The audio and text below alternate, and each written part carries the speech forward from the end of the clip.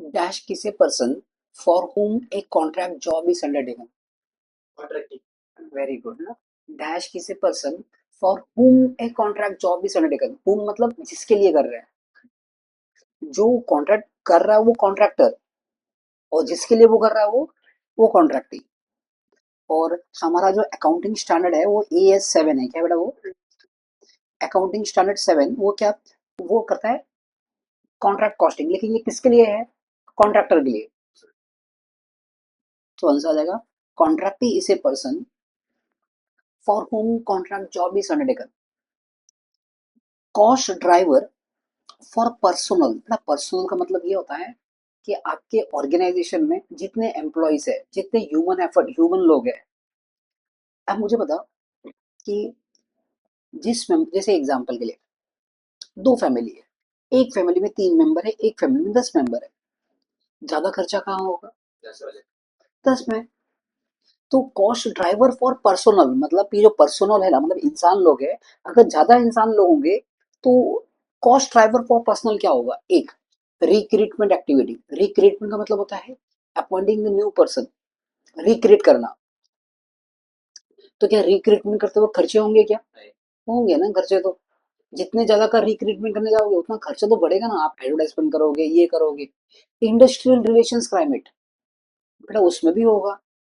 Industrial relations climate मतलब जैसे personal को कुछ भी इंडस्ट्रियल रिलेशंस के ऊपर कुछ भी हो गया.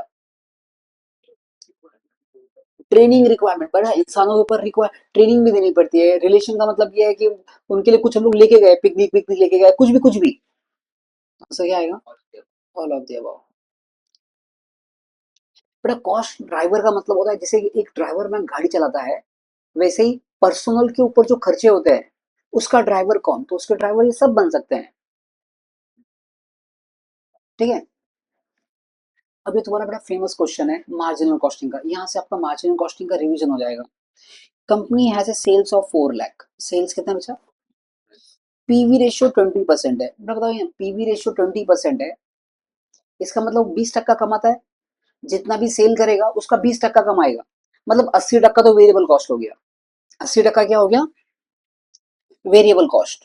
तो अभी आप ये बता दीजिए मेरे को कि क्या मैं कॉन्ट्रीब्यूशन का मतलब होता है कमाई. क्या नहीं से बेटा कि मैंने 4 लाख का धंधा किया था, 4 लाख का सेल किया था, उसका 20% मैंने कमाया, 80% तो वही खर्चा हो गया. 80,000 कमाया. फिक्स कॉस्ट है 30,000. इसमें से अगर मैं फिक्स कॉस्ट लेस कर देता हूँ 30,000 तो प्रॉफिट कितना बचेगा? 50,000. तो प्रॉफिट विल बी 50,000. तो राइट ऑप्शन क्या बनेगा? 50,000. Cost ledger contains factory overhead control account.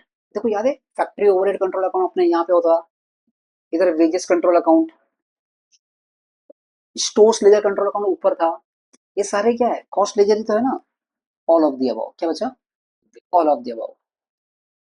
Next, when a contract work is completed to the extent of 20%. Contract अभी अभी शुरू हुआ है और 20% ही काम पूरा हुआ है. Profit to be credited to PNL account is 20% ना. हाँ. तब तक तो नील होगा. नील 25 तक तो नील रहता है. 25 तक नील रहता है. अप टू 25% नील है.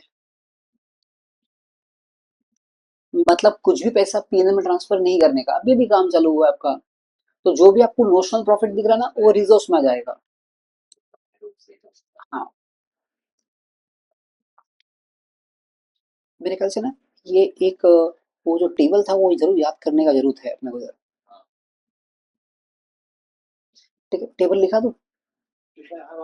हाँ. 2 मिनट पॉज करता हूँ इसको. पॉज. तो यहाँ पे क्या बोलता है? Percentage of work done. कितना काम पूरा हुआ और ट्रांसफर टू पीएनएल अकाउंट. बेटा पीएनएल अकाउंट में कितना ट्रांसफर करोगे आप? तो लॉ क्या बोलता है कि अगर आपका काम अभी अभी चालू हुआ है और काम खाली 25% तक ही पूरा हुआ है. कहाँ तक पूरा हुआ है? Up to 25%. तो कुछ भी पैसा पीएनएल में ट्रांसफर मत करना. मतलब इस साल का प्रॉफिट कुछ भी नहीं होगा. जो भी तुमको प्रॉफिट दिख रहा है नोशनल प्रॉफिट वो सारा का सारा कहाँ लिखेंगे? रिजर्व्स में. तो यहाँ पे नहीं. लेकिन अगर आपका काम 25% के ऊपर और 50 के अंदर, मेरा काम कितना पूरा हो गया, 25 से 50 के बीच में, 25 से 50 के बीच में, तो भी 25 से अप टू 50, ठीक है। तो यहाँ पे क्या करने का, नोशनल प्रॉफिट का one third, notional profit formula क्या बनेगा, नोशनल प्रॉफिट का one third into cash received upon work certified, cash received upon work certified, और 20 more than 25 up to 50, more than 25 but up to 50%, और ये more than 50% but up to 90%। अगर आपका 50 के ऊपर चला गया तो फॉर्मूला क्या बनेगा, सेम बनेगा, notional profit into 2/3 into cash received upon work certified. और अगर आपका कॉन्ट्रैक्ट 90 के ऊपर चला गया, मतलब नियरिंग कंप्लीशन, नियरिंग कंप्लीशन, बेटा कंप्लीशन के एकदम बाजू में है, तो बेटा आपको नोशनल प्रॉफिट के बदले वर्ड यूज करने का एस्टिमेटेड प्रॉफिट,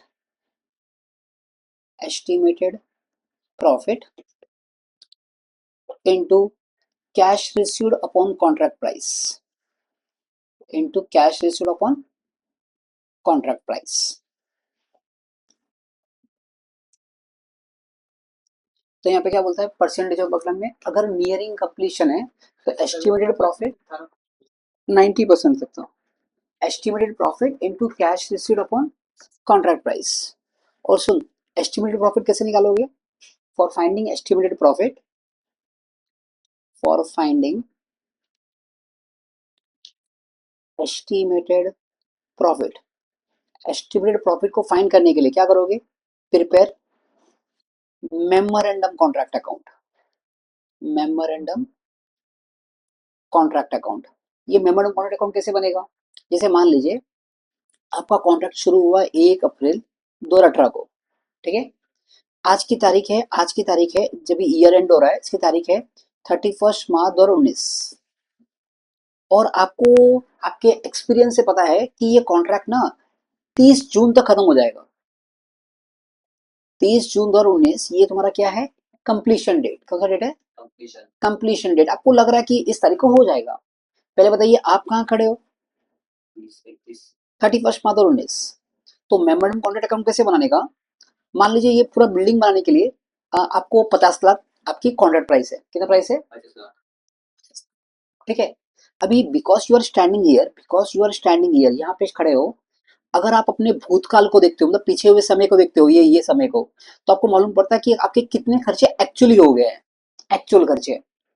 और अगर आप अपना भविष्य देखते हो, भविष्य का आगे का 3 महीना, तो इस 3 महीने का आप एस्टिमेशन कर सकते हो, अंदाजा लगा सकते हो कि इस 3 महीने में इतना खर्चा होगा। मान लीजिए एक्चुअल खर्चा है 35 लाख, और मान लीजिए आप ये सोच रहे हो कि आगे 5 लाख का और खर्चा होने वाला है, तो लॉजिकली टोटल खर्चा कितना हो जाएगा, 40 लाख, वो यहाँ लिख लोगे, ठीक है। तो 10 लाख तुम्हारा आ जाएगा एस्टिमेटेड प्रॉफिट। इतना क्लियर है। अच्छा बच्चों, एक पूरे ना, इस पूरी चीज में एक एक कुछ नोट याद रखना। Note 1, if some gives you the formula, if some gives you the formula, मतलब सम बोलता है भाई कि इतना पैसा पीएनआर में ट्रांसफर करना है, then do what some says to us, then do what some says to us, some says to अस।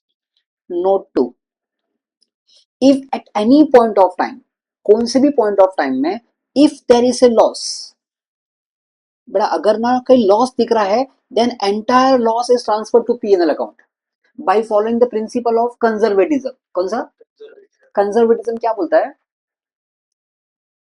कि अगर आज आपको लग रहा है भविष्य में प्रॉफिट होने वाला है, तो सुनकर खुश हो जाने का, अभी रिकॉर्ड नहीं करते, रिकॉर्ड तब करते हो जब सच में हो जाता है वो। लेकिन अगर आज आपको लग रहा है भविष्य में लॉस होने वाला है, उसको आज ही रिकॉर्ड कर देने का, सेफ्टी पर्पज के लिए। इस प्रिंसिपल को अपन ने 11th में पढ़ा था, principle of conservatism. If there is a loss then transfer entire loss to PNL account. ठीक है, समझा। और लास्ट नोट ये है कि मान लीजिए कॉन्ट्रैक्ट पूरा कंप्लीट हो गया। इफ कॉन्ट्रैक्ट इज कंप्लीटेड, तो अभी हमको जो प्रॉफिट मिलेगा ना वो नोशनल प्रॉफिट नहीं होगा। इफ कॉन्ट्रैक्ट इज कंप्लीटेड तो हमको जो प्रॉफिट मिलेगा वो तो एक्चुअल प्रॉफिट हो गया, उसको पीएनएल में ट्रांसफर कर देना। That transfer entire profit to PNL account, then transfer entire profit to PNL account. अगर कॉन्ट्रैक्ट कंप्लीट हो चुका है, अगर कॉन्ट्रैक्ट पूरा ही हो चुका है तो आपको एक्चुअल प्रॉफिट मिल गया ना। अब कहाँ नोशनल प्रॉफिट रह गया, अब नोशनल प्रॉफिट थोड़ी ना है। अब समझे क्या? लिखना चाहोगे आप लोग?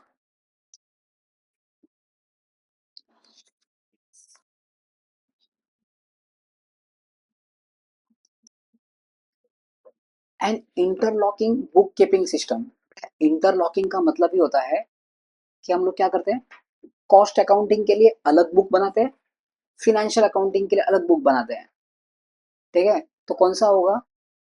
डी ऑप्शन देखिए, a system where separate accounts are kept for cost accounting and financial accounting, तो this is the answer. A system where separate accounts are kept for cost accounting and financial accounting. Cost of a contract, अच्छा contract account बनाने के लिए से मान लीजिए मेरी 4 building बन रही है और मुझे देखना है कि भाई थाना वाला बिल्डिंग का कितना क्या चीज है, प्रॉफिट कितना है, मतलब जो भी चीजें देखना है, तो मैं क्या करेगा, हर एक के लिए एक सेपरेट लेजर अकाउंट बनाएगा, सेपरेट। अब ये तो तुमको बहुत अच्छा आता है, चलो आइए देखते हैं। Total cost incurred is 69,920। बड़ा एक प्रोसेस में टोटल कॉस्ट कितना है? 69,920। चलो काम करते हैं, छोटा सा प्रोसेस अकाउंट बना देते हैं। ये तुम्हारा प्रोसेस अकाउंट है, याद आ रहा प्रोसेस अकाउंट का? टोटल कॉस्ट इनकर्ड इज कितना? 69,920। Scrap value of normal loss, बस जैसे स्क्रैप वैल्यू लिख दिया, नॉर्मल लॉस को लिखो, रुक जाओ। याद आ रहा है? याद आ रहा है क्या बोलता हूँ कि टोटल कॉस्ट में से नॉर्मल लॉस लिखने के बाद रुक जाने का, फिर अपन फाइन करेंगे कॉस्ट पर यूनिट। क्या निकालेंगे? Cost per unit. फॉर्मूला क्या है? Total cost minus normal loss. Formula क्या? Total cost minus normal loss upon normal output. कितना आउटपुट? Normal output. तो यहाँ पे टोटल कॉस्ट कितना है? 69,920 माइनस 1,520। और बच्चों यहाँ पे हमको ये दिया है, इनपुट है 1900 यूनिट्स। इनपुट कितना? 1900 यूनिट्स। और नॉर्मल लॉस है 190 यूनिट्स। बेटा नॉर्मल लॉस 190 है, तो इसमें से कम करोगे तो तुम्हारा नॉर्मल आउटपुट आ जाएगा कितना? 1710। तो नॉर्मल आउटपुट से डिवाइड करने का कितना आता जाएगा, देख 40 रुपया कॉस्ट पर यूनिट आता है। ठीक है, फिर हमने क्या बोला, एबनॉर्मल लॉस को वैल्यू करने का, as if it is a good unit, as if it is a good unit, क्योंकि एबनॉर्मल लॉस ये दिखाता है, it shows the inefficiency of the management. मेरा मेरा जो इनएफिशिएंसी में से मेरा जो खर्चा हो रहा है, मैं वो आपसे तो रिकवर नहीं करता। तो एबनॉर्मल लॉस कितना है? 30 यूनिट्स। बेटा एबनॉर्मल लॉस को वैल्यू किस पे करने का? कॉस्ट पर यूनिट पे, as if it is a good unit. तो 30 into 40 that will come as 1200। ठीक है, डाउट है कुछ? Okay okay. नहीं समझा? समझा बोलो। The standard hourly rate was ₹4। बड़ा जस्ट इमेजिन करिए कि सपोज मैं आपको कोई काम देता हूँ, ठीक है, कोई छोटा मोटा घर का काम दिया, होता है ना बहुत सारे छोटे मोटे काम होते हैं, बिंदी को पैकिंग करो ऐसा कुछ। तो 1 घंटे का ना, 1 घंटे का रेट कितना दिया है? 1 घंटे का रेट है ₹4, स्टैंडर्ड रेट। लेकिन बेटा जब भी मेरे यहाँ पे कोई काम करने आया ना, मैंने उससे बार्गेन किया और मैंने इसको ना एक्चुअल रेट दिया ₹3.50। अच्छा की बुरा? उल्टा अच्छा हुआ। बेटा ऐसे अपने को जब भी देखना है ऑर्गेनाइजेशन के आंख से देखना है, वो एम्प्लॉय के आंख से नहीं देखना। एम्प्लॉय को तो कम मिला, एम्प्लॉय के आंख से देखोगे, ₹4 देना था, मैंने इसको 3.5 ही दिया, मतलब मैंने हर घंटे के पीछे 50 पैसा बचाया। बेटा labour rate variance is 24,000 favourable. बेटा लेबर रेट वेरिएंस का फॉर्मूला मालूम है क्या आपको? ये तुम्हारा standard hours into actual hours देख यहाँ पे कैसे बनाते थे, स्टैंडर्ड हार्स, स्टैंडर्ड रेट और अमाउंट, यहाँ पे एक्चुअल हार्स क्या हुआ, अगर आप देखोगे ना बेटा हमारा जो कैसे होता था, ये स्टैंडर्ड कॉस्ट, स्टैंडर्ड कॉस्ट का मतलब क्या होता है, काम चालू करने के पहले हमने सोचा था कि भाई इतने घंटे लगेंगे, मैं इसको इतना रेट पे करेगा, मेरा इतना खर्चा होगा। अभी सम का ना वो पार्ट पूछ रहा है, वो बोल रहा है भाई, सिर्फ उसने रेट बताया, वो क्या बोलता है कि रेट 4 रुपया चलता है ओवरऑल मार्केट में, actual cost, hours, rate, amount. But हमने रेट दिया 3.5 रुपया, ठीक है। अब मुझे बताइए बेटा, labour rate variance, labour rate मतलब लेबर प्राइस वेरायंस, फॉर्मूला ये होता है standard rate minus actual rate into actual hours होता है, क्या थोड़ा इनटू एक्चुअल हार्स। अभी बड़ा मजेदार चीज ये है, हमको यहाँ पे लेबर रेट वेरिएंस का आंसर दिया है, ये दिया है, ये दिया है, ये दिया है, अपने को फाइंड करना है एक्चुअल हार्स। तो लेबर रेट वेरिएंस अपने को दिया है, इट इज 24,000 फेवरेबल, तो अपने को यहाँ पे ये 24,000 दिया है। स्टैंडर्ड हार्स कितना था, ये स्टैंडर्ड रेट 4 रुपया था और ये 3.5 रुपया इंटू एक्चुअल हार्स, तो आप देखोगे 24,000, बड़ा एक माइनस करोगे तो 0.5 आएगा, 0.5 इधर आएगा, 0.5 इधर आ जाएगा, 0.5 इजिकल्स टू एक्चुअल हार्स। तो एक्चुअल हार्स इज 48,000 हार्स, मतलब 48,000 घंटे उस ऑर्गेनाइजेशन में काम हुआ है।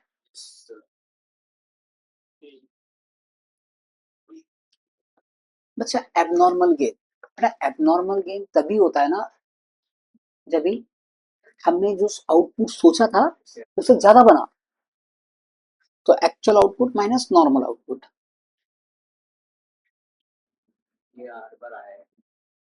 बेटा एबनॉर्मल गेन अगर मैं आपको एक एग्जांपल दिखाता हूँ, सुनो। सपोज ये प्रोसेस कॉस्टिंग है, मैंने 100 यूनिट्स डाला और मैंने सोचा था काम करने के पहले भाई इस पर 10% नॉर्मल लॉस होता ही है, तो 10 यूनिट्स तुम्हारा नॉर्मल लॉस है। नॉर्मल लॉस का मतलब होता है a loss which is well known in advance, कि भाई ऐसे टाइप में इतना लॉस होता ही है, based on our past experience.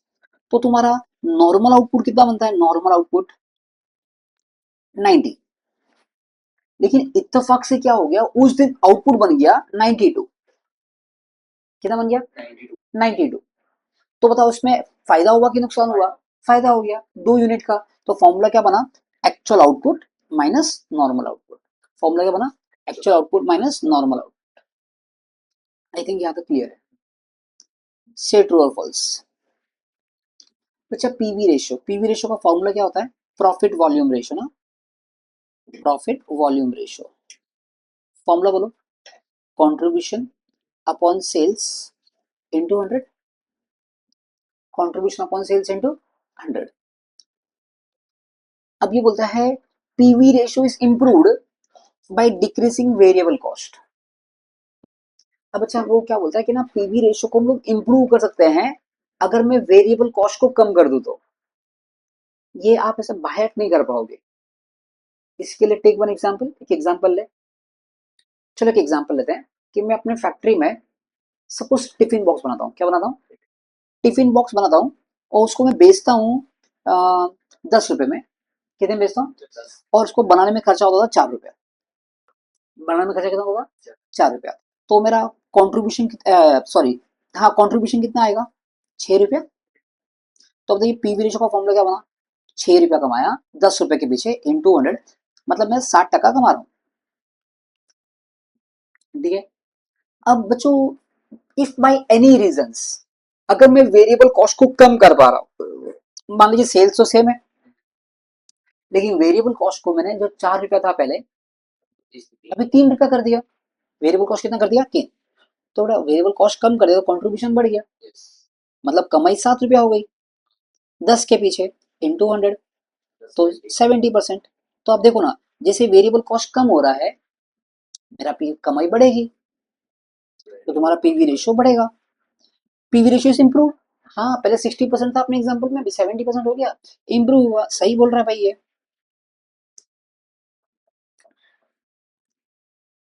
बच्चा ये ना एग्जाम में क्वेश्चन आने वाला ही है टारगेट कॉस्टिंग, बस ये थोड़ा सा इतना सा करने के बाद ना मैं टारगेट कॉस्टिंग के ऊपर कुछ नोट्स लेकर आता हूँ।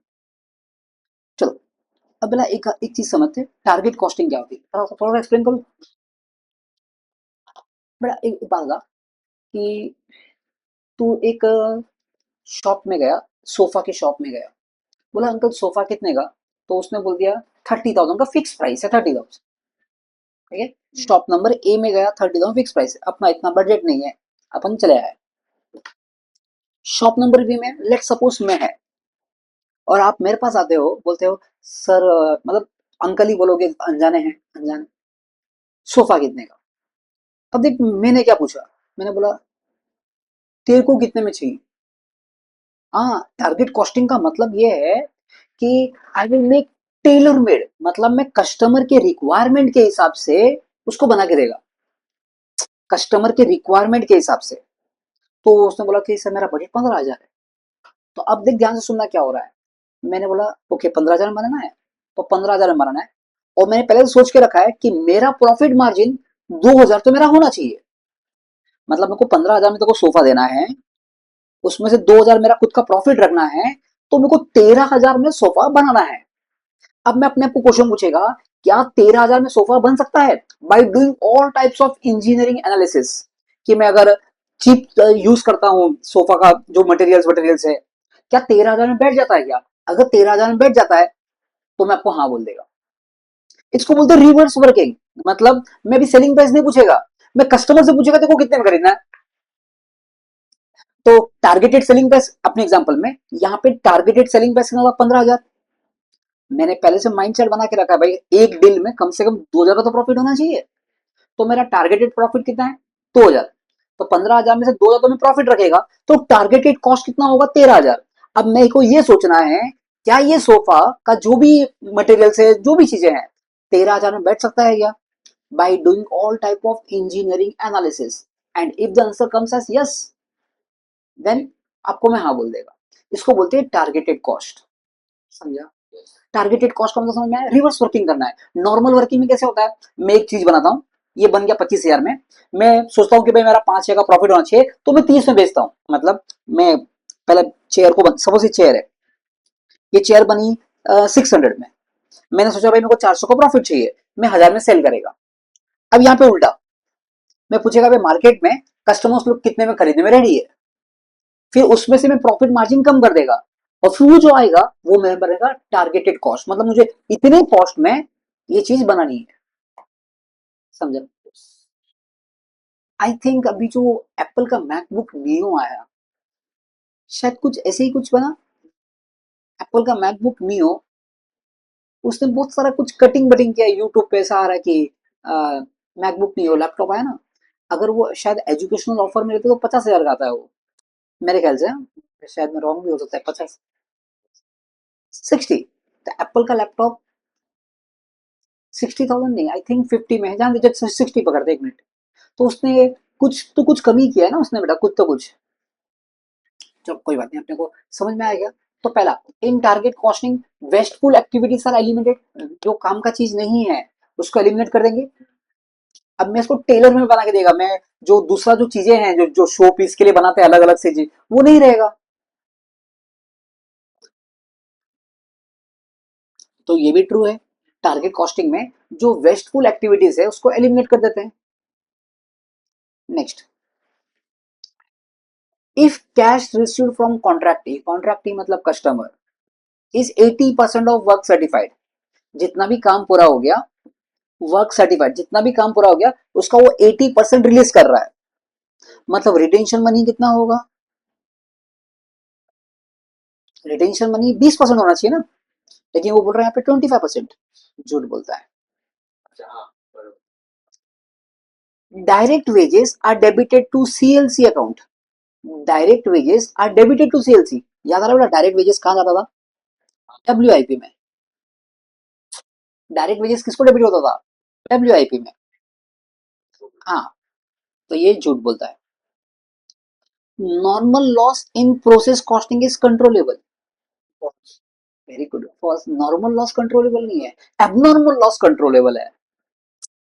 अभी अगर मैं आपका 2 घंटे का लेक्चर लू ना, तो उसमें 5 मिनट, ये तो एक एग्जाम्पल है ह्यूमन बींग में, 5 मिनट तो नॉर्मल लॉस होगा। क्या मैं लगातार 2 घंटा बोलते रहेगा, बीच में वॉशरूम जाएगा, चाय कॉफी होगा, 5-10 मिनट तो टाइम पास होना ही है ना। Normal loss in process costing is controllable. नहीं, ये कंट्रोलेबल नहीं है normal loss. Abnormal loss controllable है। Standard costing is a method of costing, technique of costing. बेटा ये कॉस्ट का एक टेक्निक है जिससे हम लोग ना कॉस्ट को कंट्रोल करने की कोशिश करते। स्टैंडर्ड कॉस्टिंग और मार्जिनल कॉस्टिंग ये दोनों टेक्निक है कॉस्टिंग के। कॉन्ट्रैक्ट कॉस्टिंग, प्रोसेस कॉस्टिंग ये मेथड ऑफ कॉस्टिंग है। आप समझ रहे हो? Standard costing is a method of costing नहीं, it is a technique of costing. Activities form the basis of ABC system. ABC मतलब activity based costing, activity based costing. तो नाम में लिखा है एक्टिविटी के हिसाब से कॉस्टिंग करेंगे। ट्रू।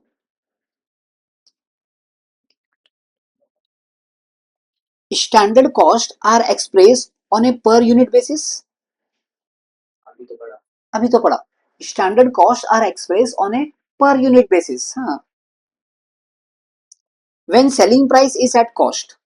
बच्चों जब हमने सेलिंग प्राइस ही कॉस्ट पे रखा है तो आपकी कमाई क्या होगी? आपकी नो प्रॉफिट नो लॉस हो जाएगा।